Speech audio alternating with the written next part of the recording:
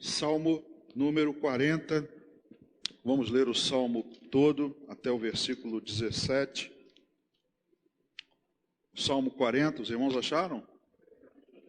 Diz assim: esperei confiantemente pelo Senhor. Ele se inclinou para mim e me ouviu quando clamei por socorro.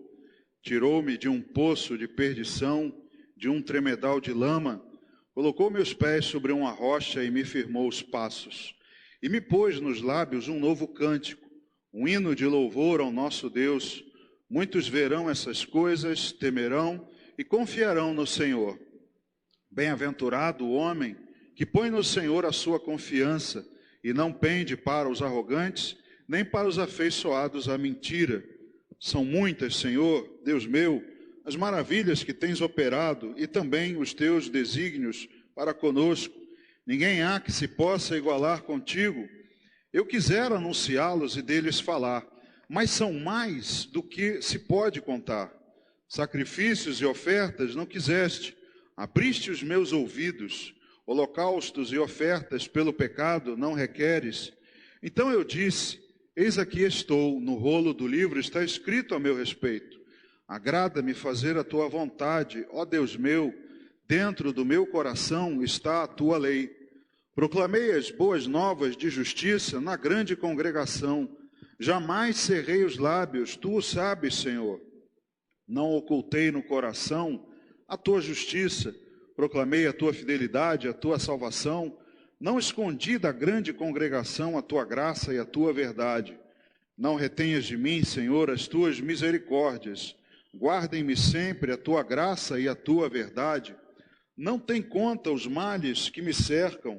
As minhas iniquidades me alcançaram, tantas que me impedem a vista. São mais numerosas que os cabelos de minha cabeça, e o coração me desfalece. Praza-te, Senhor, em livrar-me. Dá-te pressa, ó Senhor, em socorrer-me. Sejam a uma envergonhados e cobertos de vexame os que me demandam a vida. Tornem atrás e cubram-se de ignomínia os que se comprazem no meu mal. Sofram perturbação por causa da sua ignomínia os que dizem: bem feito, bem feito.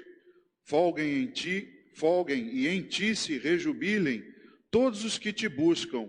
Os que amam a tua salvação, digam sempre: o Senhor seja magnificado. Eu sou pobre e necessitado, porém o Senhor cuida de mim.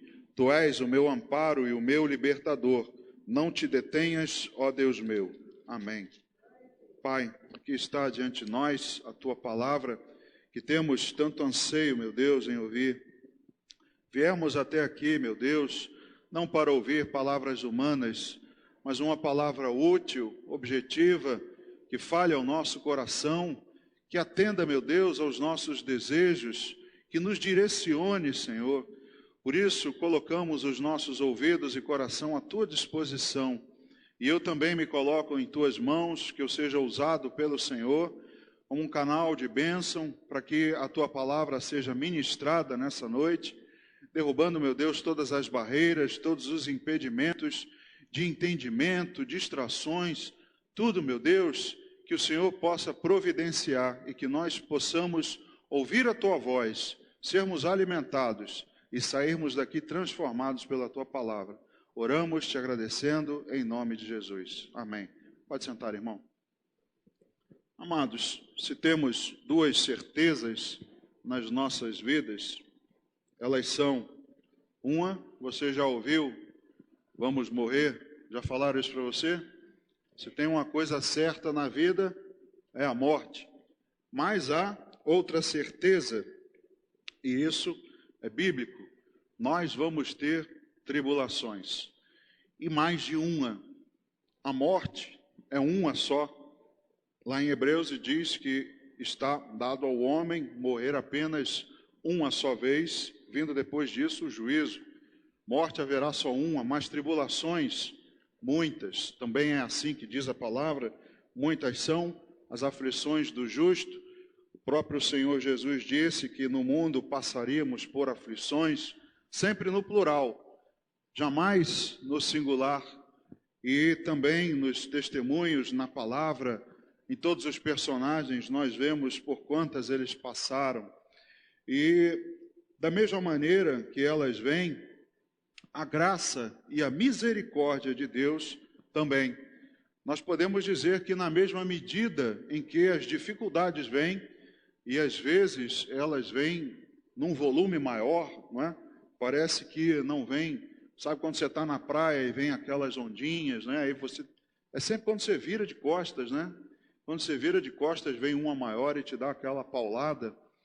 Normalmente isso também acontece com a nossa vida, mas na mesma medida que essas pancadas fortes vêm, a graça e a misericórdia de Deus, elas também aumentam, cobrem também nos suprem nesses momentos.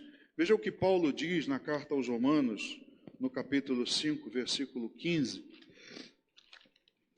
Carta de Paulo aos Romanos, no capítulo 5, versículo 15, diz assim: todavia, não é assim o dom gratuito como a ofensa, porque se pela ofensa de um só morreram muitos, muito mais a graça de Deus e o dom pela graça de um só homem, Jesus Cristo, foram abundantes sobre muitos. Então veja o que Paulo diz aos Romanos: Adão pecou, foi um só homem, mas a consequência foram transgressões de todos os outros que vieram depois. Então foram muitos males, muitas transgressões, mas semelhantemente por um só homem, Jesus Cristo, também pela sua graça, foram abundantes sobre muitos. Então a graça, ela supera, como diz aqui em Romanos, onde abundou o pecado, superabundou a graça, também ela é em maior medida.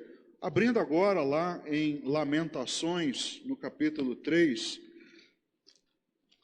livro de Lamentações de Jeremias, capítulo 3, vamos ler os versículos 22 e 23 de Lamentações. É um texto também que os irmãos conhecem.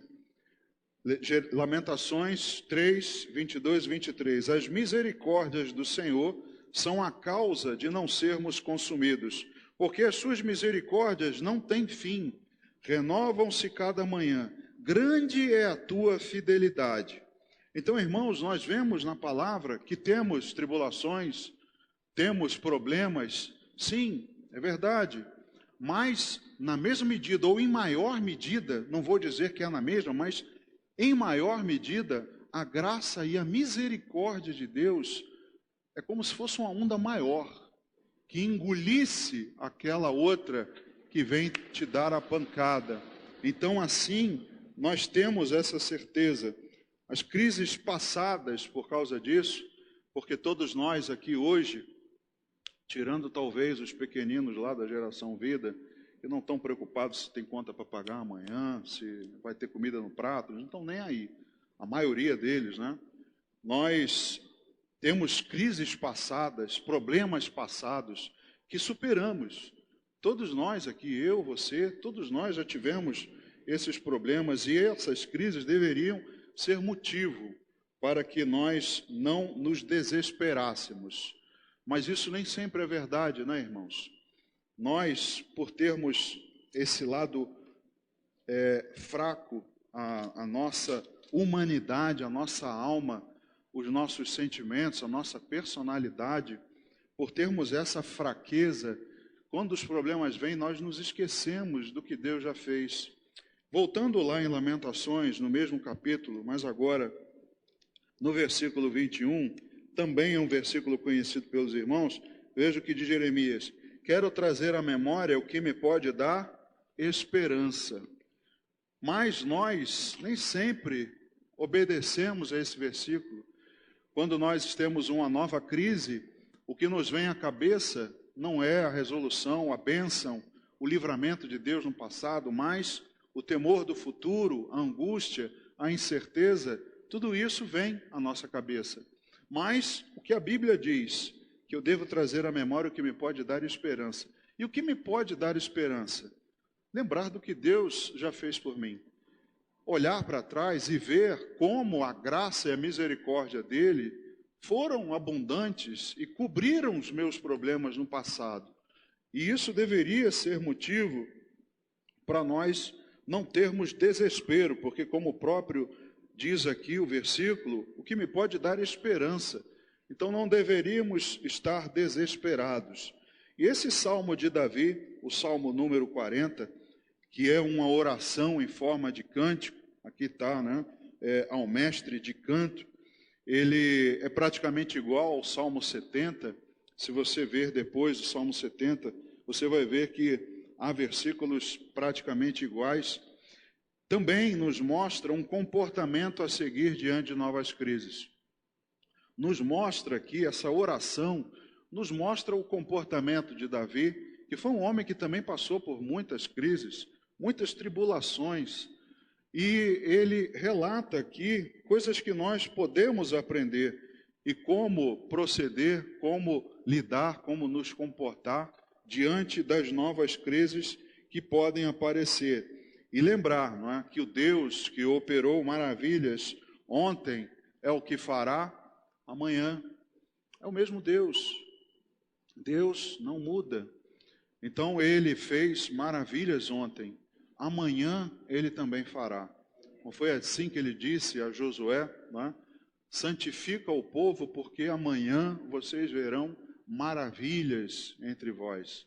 Então, irmãos, nós devemos aprender, reconhecer, lembrar o nosso Deus que operou maravilhas, que fará isso também nas que estão para vir diante de nós.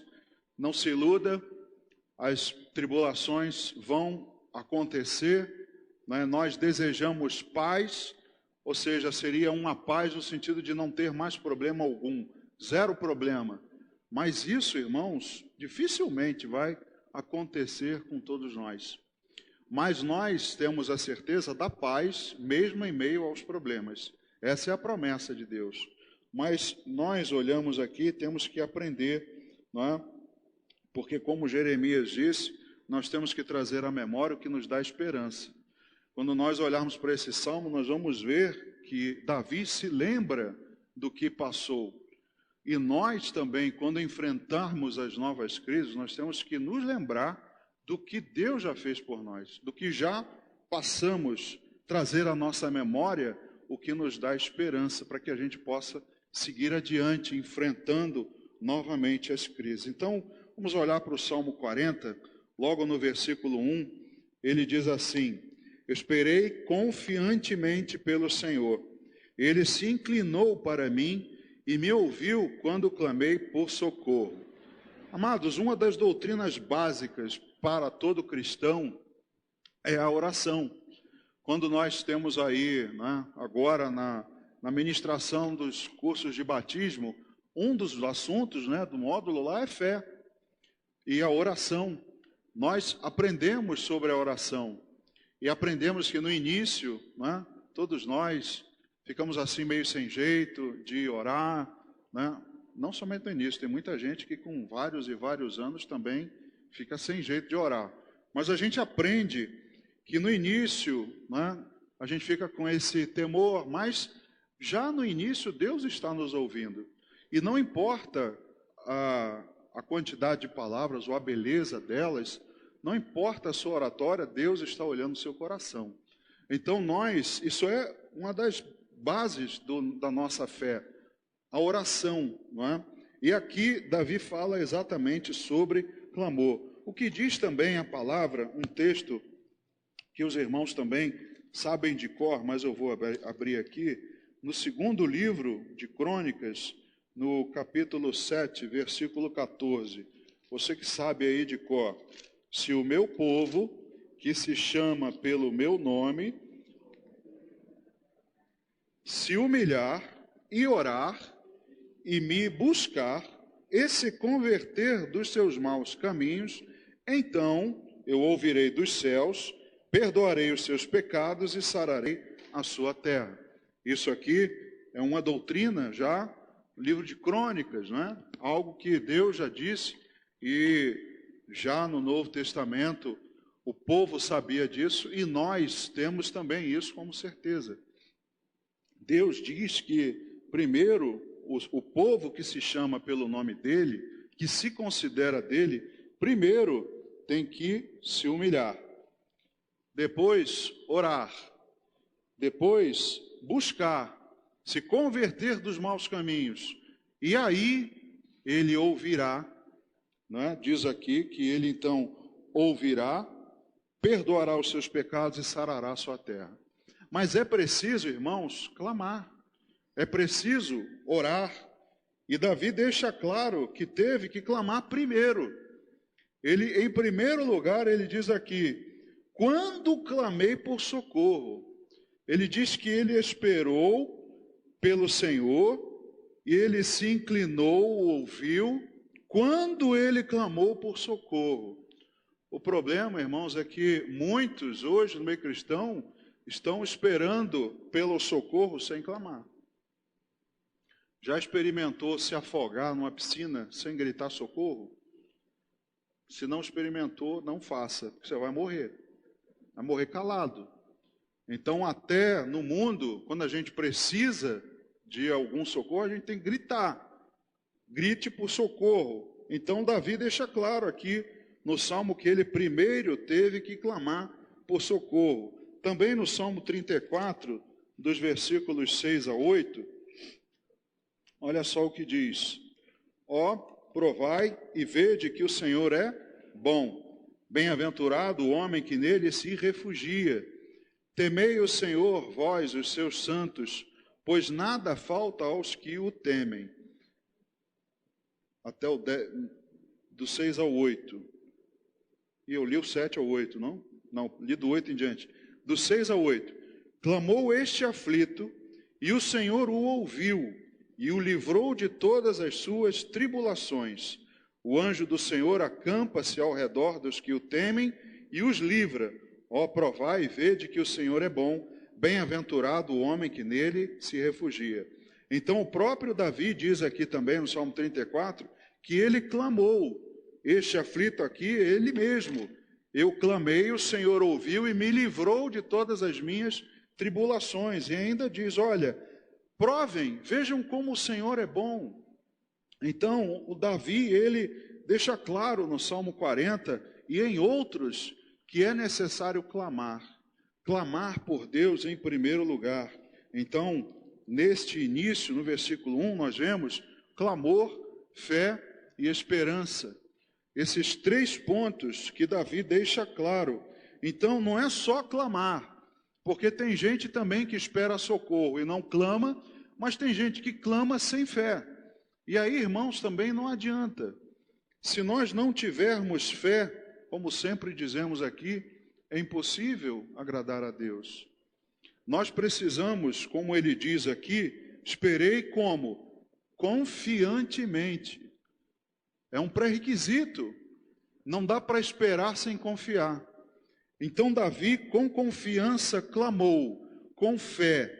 Também no Salmo número 9, lendo bastantes versículos de Salmos hoje, Salmo número 9, versículos 9 e 10, diz assim, o Senhor é também alto refúgio para o oprimido, refúgio nas horas de tribulação. Em ti, pois, confiam os que conhecem o teu nome, porque tu, Senhor, não desamparas os que te buscam. Veja só o que diz aqui também, clame com fé, porque nele, em quem confia em Deus e conhece o seu nome, o Senhor não desampara. Então, nesses princípios que Davi diz, fé, clamor e também esperança. Quem clama e tem fé, espera. Somente, irmãos, o que tem fé, confia. E o que sabe que ao clamar Deus ouve, esse é o que espera. Não faz sentido você esperar socorro se você não clamar. Não faz sentido você esperar se você sabe que ninguém está ouvindo. Não é? Se você hoje aí com a crise na prefeitura, sabe que os ônibus desapareceram, aí você vai lá para o ponto. Você sabe que o ônibus sumiu, mas você vai lá para o ponto. Não, eu vou lá para o ponto. Eu não confio que ele vai passar não, mas eu vou lá para o ponto. Vai ficar lá um dia inteiro e o ônibus não vai aparecer. Faz sentido isso? É racional isso? Não é. Então nós não esperamos ônibus no ponto errado. Você não vai lá para o ponto do VLT esperando que passe o trem. Então, irmãos, tem que ter coerência, tem que ter razoabilidade da nossa parte. Nós precisamos clamar, precisamos confiar e precisamos ter esperança, saber esperar. São esses os 3 princípios que Davi coloca no versículo 1. Segundo, nós fomos tirados do domínio das trevas, é o que diz aqui do versículo 2 ao 5. Tirou-me de um poço de perdição, de um tremedal de lama, colocou-me os pés sobre uma rocha e me firmou os passos, e me pôs nos lábios um novo cântico, um hino de louvor ao nosso Deus. Muitos verão essas coisas, temerão e confiarão no Senhor. Bem-aventurado o homem que põe no Senhor a sua confiança e não pende para os arrogantes, nem para os afeiçoados à mentira. São muitas, Senhor, Deus meus, as maravilhas que tens operado e também os teus desígnios para conosco. Ninguém há que se possa igualar contigo. Veja o que Davi começa a dizer, reconhecendo já de cara o que Deus fez por ele. Tirou-me de um poço de perdição, de um tremedal de lama. Quando eu leio esse versículo, me vem à cabeça a situação de Jeremias no fundo do poço, quando ele é lançado lá. Não tinha água no poço, ele ficou atolado na lama até aqui, até o peito. E também me chama a atenção a forma como ele foi tirado de lá, com todo o cuidado, né? Um etíope fazendo com os lençóis para que ele colocasse por debaixo dos braços para ser içado, para não se machucar, com todo cuidado. Isso me vem à cabeça quando eu leio isso, tirou-me de um poço de perdição. Queridos, qual de nós não foi tirado de um poço como esse? Qual de nós não foi sacado da perdição, do mundo das trevas? Qual de nós não estava atolado na lama, sem poder se mexer, ou se mexendo sem sair do lugar, se mexendo, querendo andar e caindo? Essa é a visão de Davi sobre o seu passado e é a de todos nós.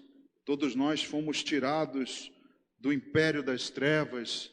Deus nos trouxe para o reino do Filho do seu amor e nos colocou sobre uma rocha. Então dá para aqui ter a noção exata que na lama não dá para caminhar direito, principalmente se você não tiver o calçado adequado. Você não consegue andar, você escorrega e cai. Mas a imagem é de que Deus tirou você desse terreno e colocou você sobre uma rocha, firmou os seus passos. É como se você fosse tirado de lá e colocado num lugar em que você, agora eu posso andar, agora eu tenho firmeza, agora eu tenho um solo bom para que eu possa caminhar. Essa é a imagem, todos nós fomos tirados de lá. Então aquele que foi tirado do poço, irmãos, nunca mais esquece. Eu tenho certeza que a experiência de Jeremias para ele no fundo do poço foi emblemática. Para nós também. De vez em quando a gente vê alguma notícia aí de uma criança se enfiou num bueiro, né? Se enfiou num buraco de uma árvore, sei lá. Quem fez traquinagem aqui quando era pequeno e já se enfiou nesses buracos assim, né? E demorou para ser sacado de lá? Eu não, graças a Deus. Mas talvez alguns de nós tenhamos passado por isso. E isso, irmãos, a gente nunca mais esquece. Vem na nossa cabeça assim, será que eu vou morrer aqui? Será que ninguém vai conseguir me tirar daqui? Será que eu vou sufocar aqui? O que será que vai me acontecer? E aí alguém te descobre, alguém ouve a sua voz, você foi tirado de lá e foi colocado em terra firme. Imagina a experiência daqueles mineiros no Chile, né, se não me engano, passaram dias e dias. Aqueles meninos que também estiveram presos dentro de uma caverna por causa das enchentes, nunca mais vão esquecer dessa experiência.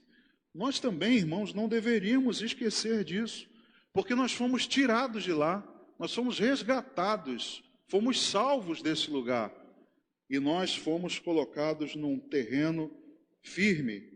Mas, curiosamente, ao invés de falar do fundo do poço, nós fomos chamados para falar das boas novas.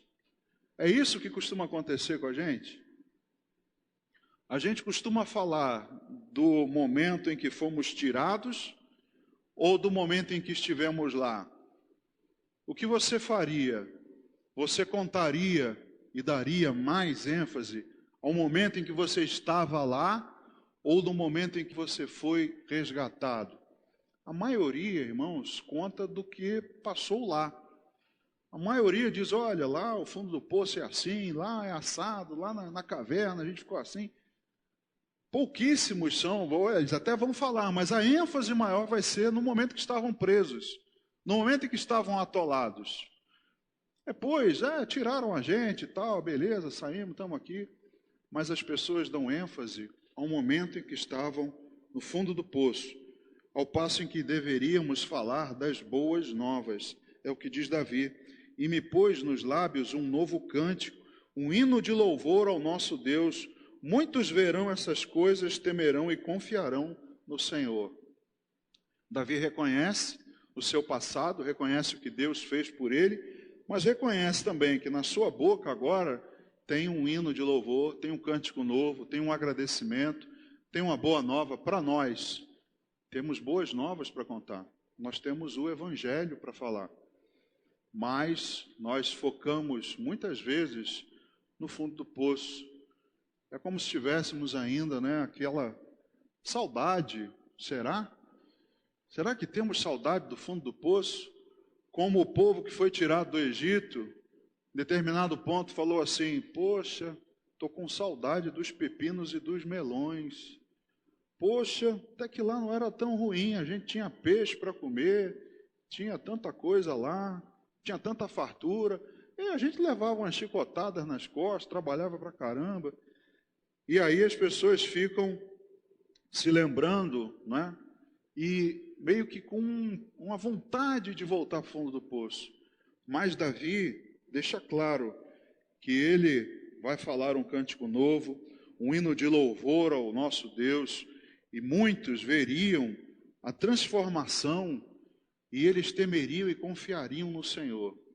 Isso é algo para a gente pensar, irmãos. Será que nós estamos dando testemunho mais do fundo do poço ou do que Deus fez conosco? Do que Deus nos tirou?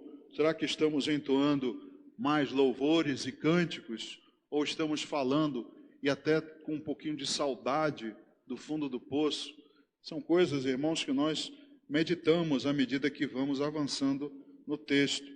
Então, feliz é o homem, amados, que não quer voltar para lá. Feliz é o homem que reconhece que esteve no fundo do poço e diz, eu não quero, não tenho saudade, não quero nem falar dele. Eu prefiro falar de como eu fui tirado de lá. Eu quero falar como eu estou agora, pisando aqui em terra firme. Eu quero falar como o que Deus fez por mim. E aí no versículo 4 ele diz, bem-aventurado o homem que põe no Senhor a sua confiança e não pende para os arrogantes, nem para os afeiçoados à mentira. Então feliz é o homem que não quer voltar para lá. Feliz é o homem que confia em Deus. Feliz é o homem que não pende, não tem uma inclinação para os arrogantes. Porque quando Davi diz que feliz é o homem que confia no Senhor, ele está fazendo um contraponto com aqueles que confiam nos ímpios, nos arrogantes, têm uma inclinação mais para a carne do que para o espírito, mais para o que é humano do que é para Deus. Então, ele está afirmando que não há motivos para esperar e confiar em alianças reprovadas por Deus.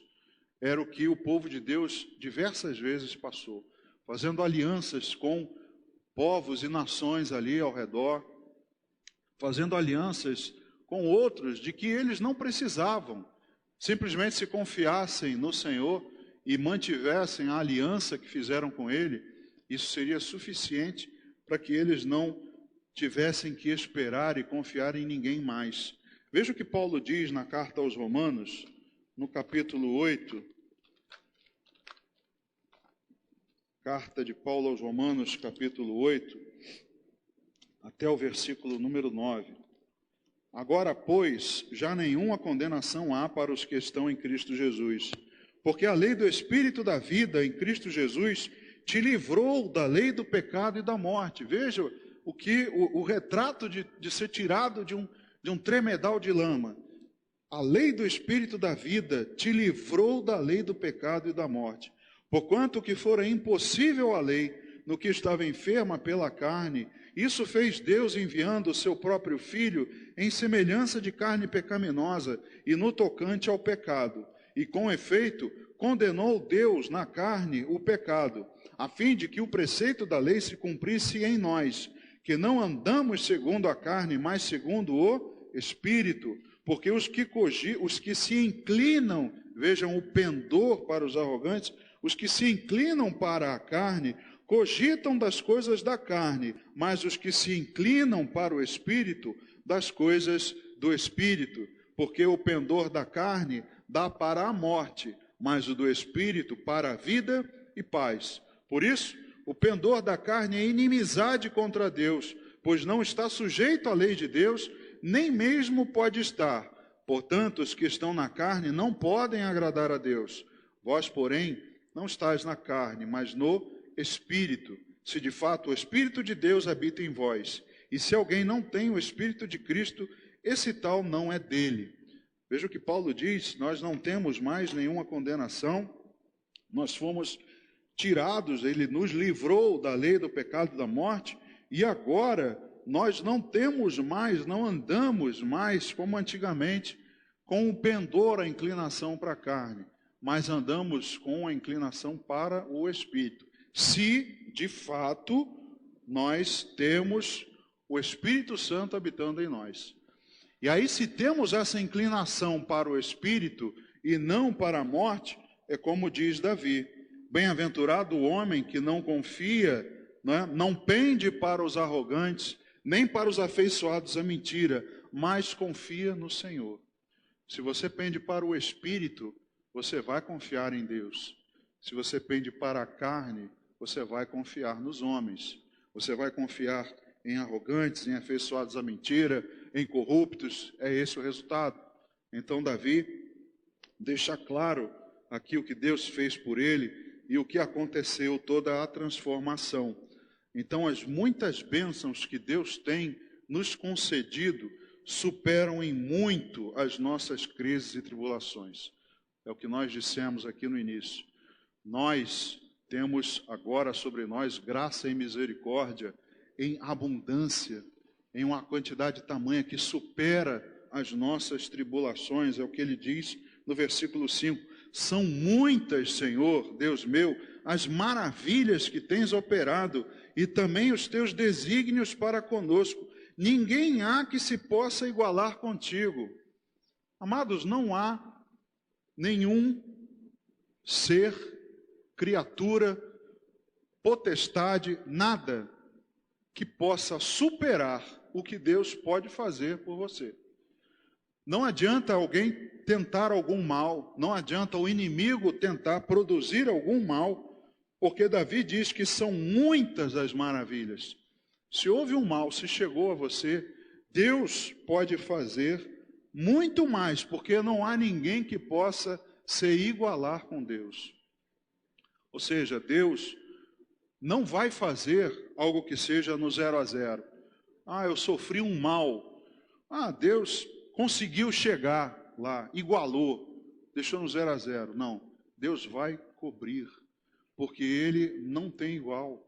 Não tem quem possa competir com Ele, porque são muitas as maravilhas, muito mais do que os problemas que tentam nos atingir. Veja o que diz Jó, um pouquinho antes, no capítulo 5, o livro de Jó, no capítulo 5, nos versículos 8 e 9.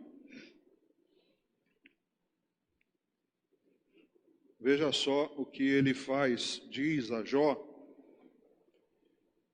Embora ele esteja dizendo a Jó, tentando insinuar que houve uma causa para aquela situação, mas ele diz aqui no versículo 8 e 9, uma verdade com relação a Deus. Quanto a mim, eu buscaria a Deus e a Ele entregaria a minha causa. Ele faz coisas grandes e inescrutáveis e maravilhas que não se podem contar. Veja, no estado que Jó estava, ele faz, diz a ele, eu colocaria nas mãos de Deus, porque ele faz maravilhas, e de fato foi assim que aconteceu com Jó. O mal que Deus permitiu que acontecesse com ele, o que Deus fez depois em Jó, superou o que ele perdeu. Então, irmãos, Deus faz maravilhas, são muitas bênçãos e superam em muito as nossas crises e tribulações. Terceiro, o cuidado de Deus e os atos de louvor a Ele. Do versículo 6 ao 10 do Salmo 40, diz assim: sacrifícios e ofertas não quiseste, abriste os meus ouvidos, holocaustos e ofertas pelo pecado não requeres.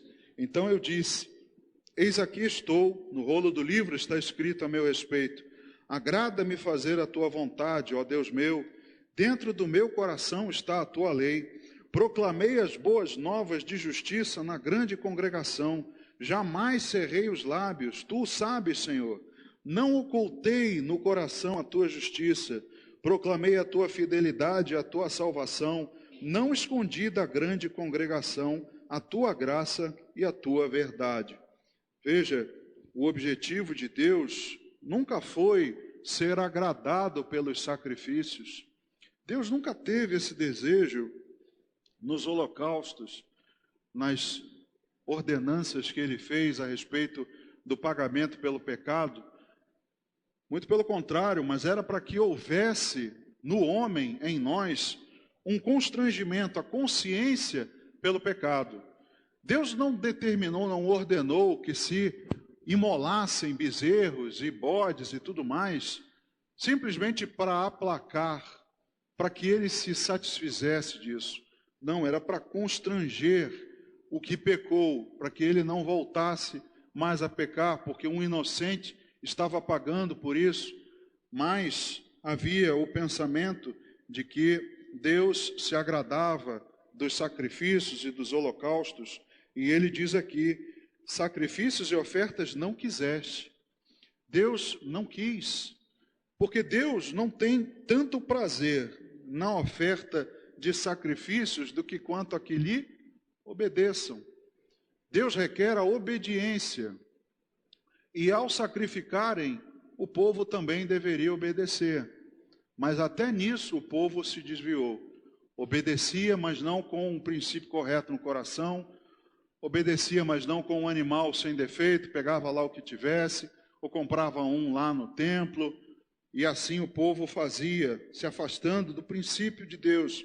Então Deus requer a obediência. E ninguém é aperfeiçoado por sacrifícios. Ninguém alcança o favor de Deus por sacrifícios, por obras.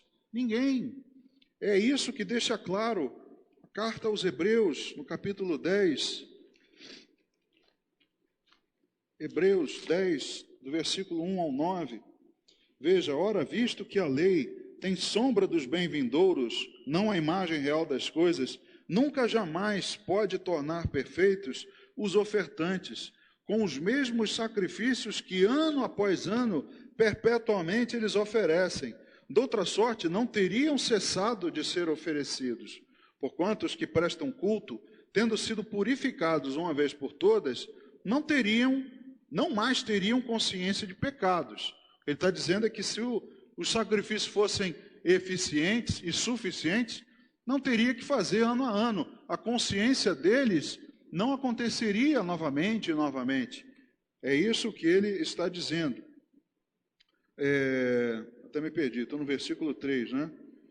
Vou para o 3 agora. Entretanto, nesses sacrifícios, faz-se recordação de pecados todos os anos, porque é impossível que o sangue de touros e de bodes remova pecados. Por isso, ao entrar no mundo, diz, sacrifício e oferta não quiseste, antes um corpo me formaste. Não te deleitaste com holocaustos e ofertas pelo pecado. Então eu disse, eis aqui estou, no rolo do livro está escrito a meu respeito.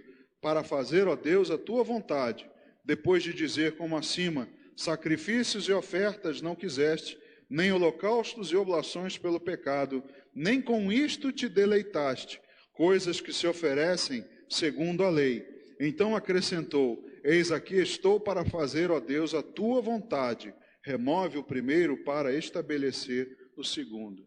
Veja o que diz a carta aos Hebreus, que Deus nunca teve sacrifício, Ele não quis ofertas, não quis oblações, nada disso, com nada disso Ele se agradou. Inclusive em Hebreus repete a mesma passagem do Salmo 40, dizendo que Ele não quis sacrifícios e ofertas, mas primeiro a sua vontade. Primeiro que se lhe obedeça. Primeiro que nós sejamos de acordo com o que Deus quer que sejamos. Não pela nossa vontade e depois vamos e pagamos, oferecemos uns sacrifícios. E aí eu continuo na porcaria que eu estou, ano que vem eu ofereço de novo. Não, Deus quer que obedeçamos, que de fato nos convertamos, e assim é o que Davi diz aqui no Salmo, com a finalidade de que obedeçamos a Ele, é que Ele nos escavou. É quando Davi diz aqui no Salmo 40, no versículo 6, abriste os meus ouvidos. A tradução literal dessa palavra no hebraico é escavar. Não é abrir, simplesmente abrir os ouvidos, não.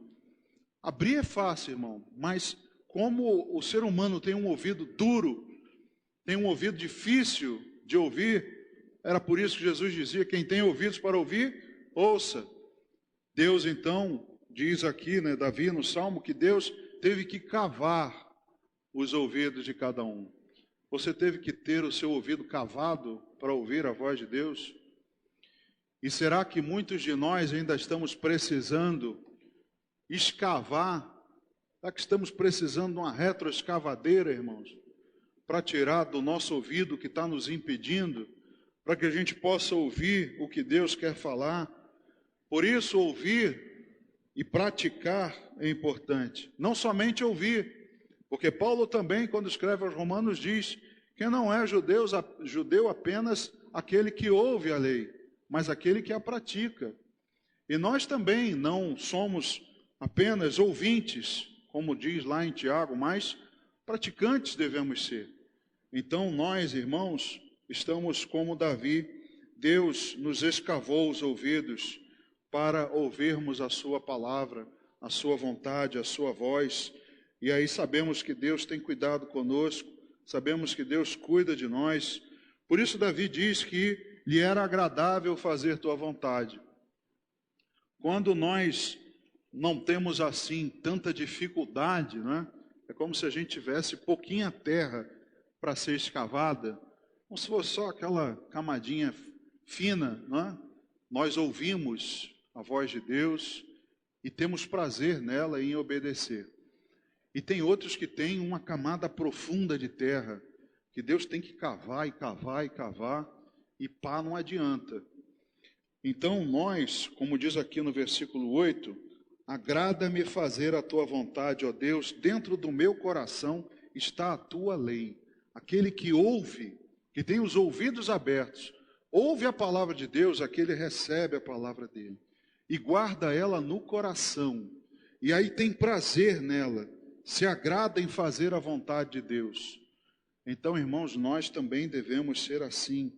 Nós devemos ouvir, nós devemos ter o cuidado do que Deus fala e devemos louvá-lo, engrandecer aquilo que Ele faz, glorificar ao Senhor, porque aquele que proclama os feitos de Deus no passado é aquele que o glorifica e tem confiança nas crises do porvir.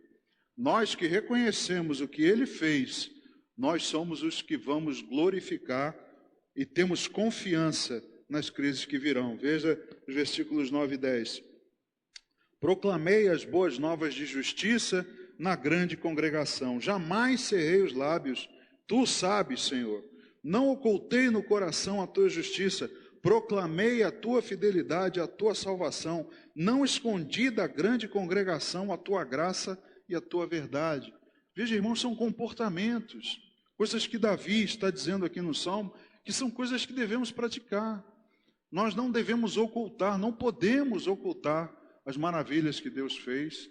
Nós devemos guardar no nosso coração, agradar, sermos agradados, né? Termos prazer em fazer a vontade de Deus. E assim nós devemos nos comportar, devemos avançar, encarar as dificuldades que virão dessa maneira.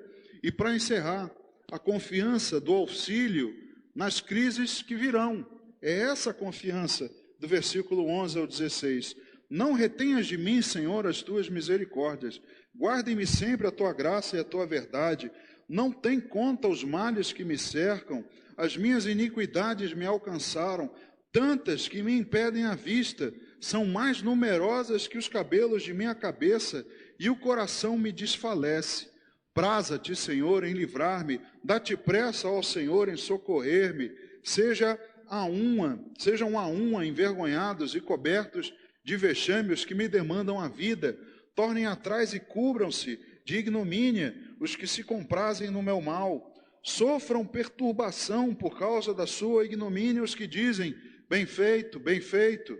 Folguem e em ti se rejubilem todos os que te buscam. Os que amam a tua salvação digam sempre, o Senhor seja magnificado. Veja a confiança que Davi tinha no auxílio de Deus nas crises que estavam por vir. Ele começa declarando, né, não retenha de mim, Senhor, as tuas misericórdias. Queridos, o esgotamento espiritual e psicológico é um perigo real e atual para qualquer um de nós. Temos falado isso aqui no domingo na escola bíblica, das bênçãos de Deus, da cura física, e também falamos da cura da alma. Estamos vivendo numa época em que há um esgotamento não somente espiritual, mas também psicológico. Estamos aí, o Brasil, à frente, muito à frente, não é, de vários países em termos de casos de depressão, consumo de remédios controlados, depressão, ansiedade, tudo isso, e é um perigo real e atual, é real para qualquer um de nós. Não pense você que você está isento, livre de ter uma enfermidade dessas. Isso pode acontecer com qualquer um de nós. Por isso o pedido de Davi para que Deus não retenha a misericórdia. Senhor, não retenha a misericórdia. Você sempre vai ter agora na sua lembrança que Deus tem graça e misericórdia sem fim. Vem os problemas, Deus não retém a misericórdia. Senhor, manda uma bem maior para cobrir tudo, com abundância, com sobra. É o que Davi queria. Senhor, não retenhas a tua misericórdia. Em meio a tribulações crescentes, Davi pede graça e verdade. É isso que ele está pedindo aqui. Não retenha de mim, Senhor, a tua graça e verdade. Irmãos, é isso que nós precisamos pedir nos momentos de angústia. Em meio a essas tribulações, peça a Deus a graça dele, o favor que você não merece. Peça a Ele a sua verdade. Deus não tem prazer na condenação, irmãos, mas em salvar. É o que Ele diz aqui no versículo 13. Praza-te, Senhor, em livrar-me. Senhor, tenha prazer, tenha alegria em me livrar. O Senhor não tem prazer em derrubar, o Senhor não tem prazer em condenar. Não é para isso que Ele criou o homem, mas o desejo dele é salvar. É o que diz lá em Ezequiel. Vamos abrir. Ezequiel, capítulo 18, no versículo 32. Estamos acabando. Ezequiel 18, versículo 32. Porque não tenho prazer na morte de ninguém, diz o Senhor Deus. Portanto, convertei-vos e vivei. Deus diz, eu não tenho prazer na morte de ninguém, eu não bato palma, eu não dou risada, não faço festa, porque aquele morreu e não se salvou, não foi salvo por mim, não se rendeu. Não, ele muito pelo contrário, ele diz, convertam-se e vivam. Ele não tem prazer, por isso Davi diz, Senhor, praza-te em salvar-me, dá-te pressa, Senhor, em me socorrer. reconhecer que nada somos e somos dependentes de Deus sempre. Isso também é uma outra conduta, um outro comportamento que deve fazer parte da nossa vida. Ele diz aqui no versículo 17, eu sou pobre e necessitado, porém o Senhor cuida de mim. Tu és o meu amparo e o meu libertador. Não te detenhas, ó Deus meu. Amados, se tivermos essa noção, esse reconhecimento, já é muita coisa. Porque o que tem de gente aí achando que não é pobre, não é necessitado, e está indo para o fundo do buraco, não tem mais fim, são incontáveis também. Muitos são chamados, poucos escolhidos. Grande e espaçosa é a porta que leva à perdição. Então, irmãos, Davi diz, eu sou pobre e necessitado, porém o Senhor cuida de mim. Ele reconhece isso. Tem um teólogo protestante, historiador da igreja cristã, nascido na Suíça, no século XIX, chamado Philip Schaff. Ele diz a seguinte frase, é Deus quem torna ricos aqueles que são os verdadeiros pobres e torna pobres aqueles que são falsamente ricos. Deus é aquele que transforma o que se reconhece como pobre e necessitado em rico. Mas é Deus também que transforma em pobreza aquele que se achava rico. É assim, irmãos, que devemos encarar as crises. É assim que devemos confiar no Senhor. Então clame a Deus, mas lembre-se de que Ele é o mesmo que já fez por você. Ele já te restaurou, já te colocou num solo firme, num caminho firme, sólido, tirou você do meio da lama. Então lembre-se do que Ele é, lembre-se do que Ele já fez e clame com confiança. Confie em Deus e não desanime. Amém? Vamos ficar em pé, vamos orar.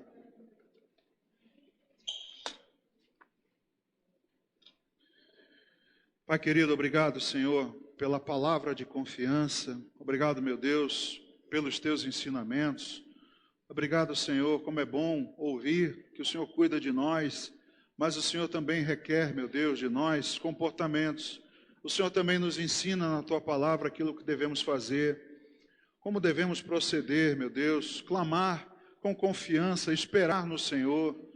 Meu Deus, receber a tua palavra, abrir, meu Deus, os nossos ouvidos para aquilo que o Senhor quer nos ensinar e guardar, meu Deus, no coração, mas não somente guardar, Pai, praticar. Ó, meu Deus, ajuda o teu povo, Senhor.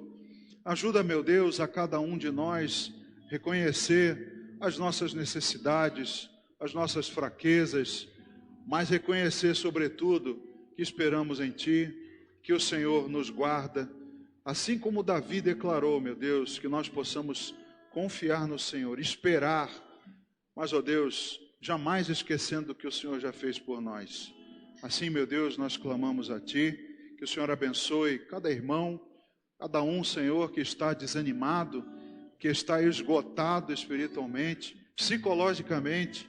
Meu Deus, traz à memória aquilo que pode dar esperança a todos nós. Reaviva, meu Deus, em nós o nosso espírito, que nós possamos, meu Deus, nos lembrar das Tuas maravilhas. Assim oramos, te agradecendo, em nome de Jesus. Amém.